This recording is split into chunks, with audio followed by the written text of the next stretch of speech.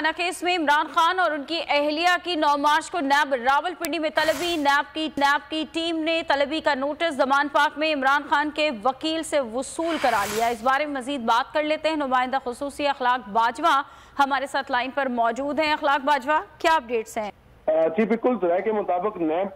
کی 4 رکنی ٹیم عمران خان اور ان کی اہلیہ بشرا بی بی سے طلبی کے نوٹس پر دستخط کے لیے زمان پارک پہنچے، جہاں پر عمران خان ان کی اہلیہ بشرا بی بی کے حوالے سے جو ہے وہ دستخط کروانے پہنچے۔ اس موقع پر جو ہے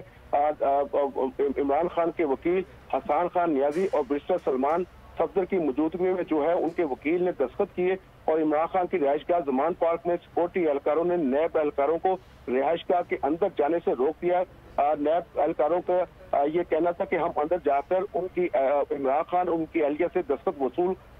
کرنا چاہتے ہیں، جس پر سیکورٹی اہلکاروں نے انہیں اندر جانے سے منع کیا اور اس موقع پر حسان نیازی اور جو بیرسٹر جو سلمان صفدر ہے وہ آئے اور اس موقع پر حسان نیازی ہے انہوں نے نیب طلبی کے نوٹس پر دستخط کیے، جس کے بعد جو ہے